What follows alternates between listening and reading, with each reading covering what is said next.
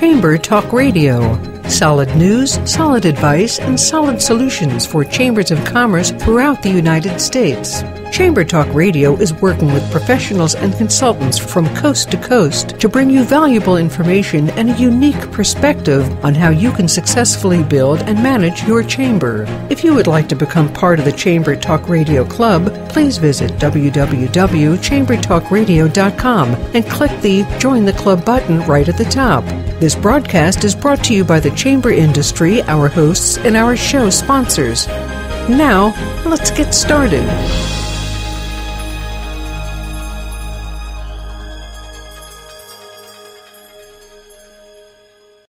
Welcome to Chamber Talk Radio. Chamber Talk Radio is brought to you by Chamber Nation and MembershipSalesSystem.com. My name is Sam Azam, and I will be your host for today's show. One thing that I have noticed throughout the years is a difficulty that chambers face in attracting younger members. And today we have the ability to take a look at some ways to get younger members involved with the chamber. Our guests for today's show are Dave Maurer, CEO of the Prescott Area Chamber, and Neil Sneller, Membership Director of the Prescott Chamber. They are here to tell us about a very effective program that they have at their chamber called the Prescott Area Young Professionals. So welcome, Dave and Neil, to Chamber Talk Radio, and we'll get started with Dave. Dave, basically one big question here. What is the Prescott Area Young Professionals program all about? Well, thanks, Sam. Thanks for having us on the program.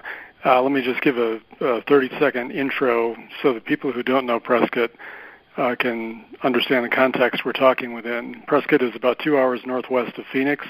It's a city of about 40,000, with a neighboring community, Prescott Valley, also around 40,000. The city of Prescott is steeped in history. It was the territorial capital of Arizona. Prescott Valley, on the other hand, was founded in 1976, so there are differences between the two communities. Back in 2009, I started a conversation with the city's economic development director at the time about young professionals in the community and the lack of programs directed towards them. We decided to start with just the Prescott area. Prescott Young Professionals was the name we came up with.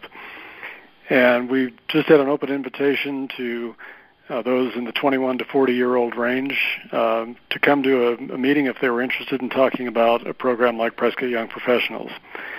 Somewhat to our surprise, we had 75 people attend that first meeting. That was over lunch, and it was a free lunch, so that helped. But still, that told us there was a definite need for that type of program. The program evolved fairly quickly, actually, into the Prescott Area Young Professionals. And the reason for that was, I've already talked about neighboring Prescott Valley. There's also Chino Valley, not too far away from Prescott, each with people in the 21 to 40-year age group that weren't being served in a way that they were hopeful to be served. So following that initial meeting, we had a series of meetings to get the organization set up. We kept it simple. We call it just an affiliate of the Prescott Chamber to start, now the area chambers. And there's no bylaws or things like that yet. It's just an affiliate, a committee, if you will, of those chambers. Their beginning goals were ambitious. They wanted to do monthly mixers. They wanted to have educational programs from time to time geared towards their age group. And they wanted to help in the community, do some community service projects. They did those things, and as with any program evolving over time, now 6 years later, I think the PAYP group has blossomed in a number of ways. They do 1 to 2 community service projects, seems like monthly, it's probably a little bit less than that, but they're letting their members know where help is needed, where volunteerism is needed. They've done for the past few years now a golf tournament. In fact, they just finished their most recent one, very successful, to benefit Meals on Wheels. They hold a program called Party in the Pines, which is music, live music, beer and wine, things like that. That over the years has benefited Prevent Child Abuse and has been successful. It's grown each year. They average 2 monthly mixers, an educational program once per quarter. They're beginning to get politically active, which we're encouraging. They were one of several groups that took part in a candidate forum for our recent city council elections.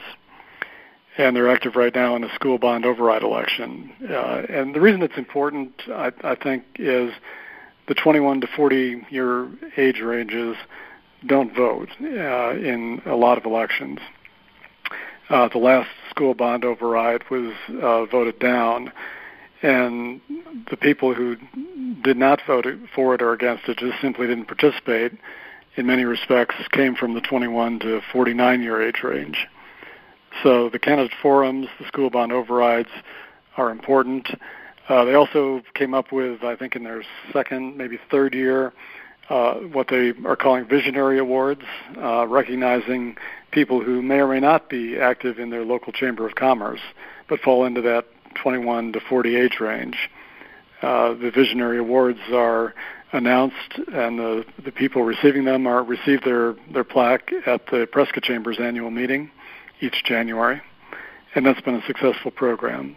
So membership is over 100 in PAYP right now, so it's a healthy program and growing every day, it seems.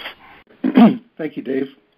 Neil, I understand that you actually started out and may still be involved with the Prescott area Young Professionals, and now that's actually worked out into a position at the Chamber, which is pretty cool.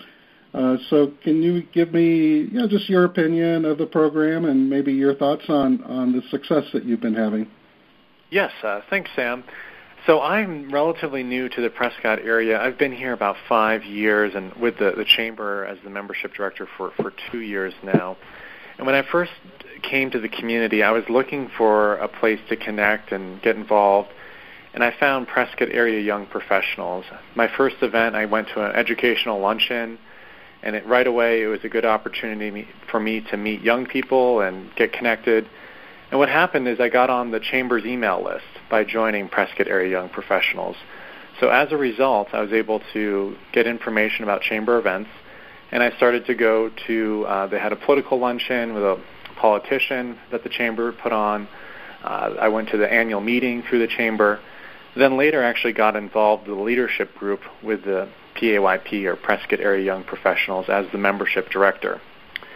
And that's where I got to know Dave as he serves on the kind of informal board or core group, as they call it, for PAYP. And it really was a good opportunity as a new person in the community to get involved and do something right away. And really, I think what's been key to the success of PAYP is there's a couple core people that have really maintained the group and the mission of the group and have done a good job of delegating and bringing new people on. So I was able to serve as their membership director for about a year and a half, and then subsequently built a relationship with Dave, and at one point there was an opportunity here at the Chamber, and so that's how I got involved. But it's worth mentioning, so the dues structures for PAYP, it's very inexpensive, and I think that's also another key to their success. It's a low barrier to entry, so to speak, where if your business is already part of the Chamber, it costs that individual $25 a year to join. If they're not a Chamber member, it's $50 a year. And then they have access to the different mixers and different programs, and it's a really welcoming group that has seen a lot of success. And being on both sides, a new member and now more established member, anytime I see anyone under 40, I'm always keen to give them an application and let them know. And it's a little bit of a smaller group, so if someone comes out to a Young Professionals mixer, it's smaller, and it's a good way for them to really get integrated into the community. All right, thank you, Neil. Dave, one question that I didn't warn you about, but that just kind of came up based on the conversation here. Have a lot of the members of the Young Professional group actually evolved into full-time Chamber members too?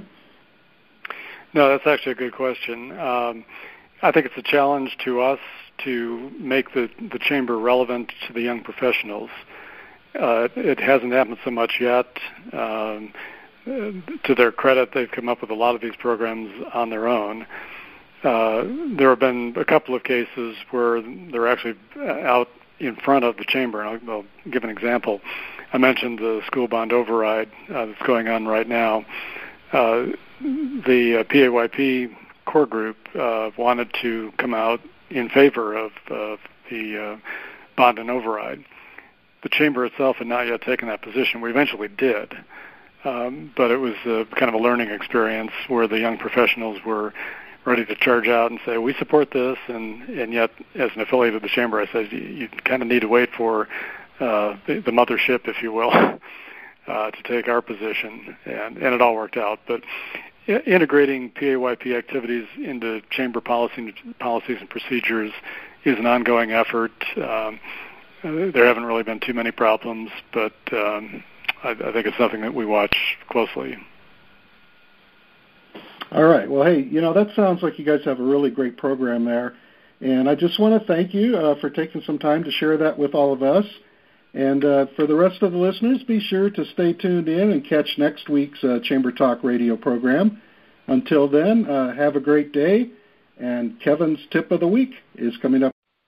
Okay, this is Kevin Dwyer with Kevin Dwyer & Associates, and this is the Tip of the Week. Choosing the right board members. With chambers of commerce and other nonprofit and membership organizations, choosing the right mix of board members can often mean the difference between long-term success or continued mediocrity in your organization. The chamber world is replete with stories of misguided board members whose actions and decisions undermine their organization's community credibility or led to its financial ruin. You know what I mean. The board president who insists on holding a favorite event, even though it has consistently lost money. Board members who go on record with a local newspaper in support of an issue when it has not been properly vetted by the entire board. Or a board member or two who thinks the chamber should be involved in social and religious causes in their community, and on and on. Choosing good board members is as much an art as a science. Typically, a good working board should have a nominating committee. The CEO or top-paid person should be actively involved with this committee. With most chambers, a board of 15 to 18 members with staggered three-year terms is an ideal number to maintain consistency and get things done. New and current board members should understand their role from the get-go, setting policy for the organization and ensuring its financial health. There's no perfect formula to selecting board members. They can be chosen by industry, geography, or by how influential they are. The CEO or top executive, though, should always meet prospective board members and provide feedback to the nominating committee. After all, they will have to work with these folks for the next 3 years, and having a good relationship and rapport will make a world of difference. At the end of the day, a chamber or membership organization is only as good as its board. So choose wisely.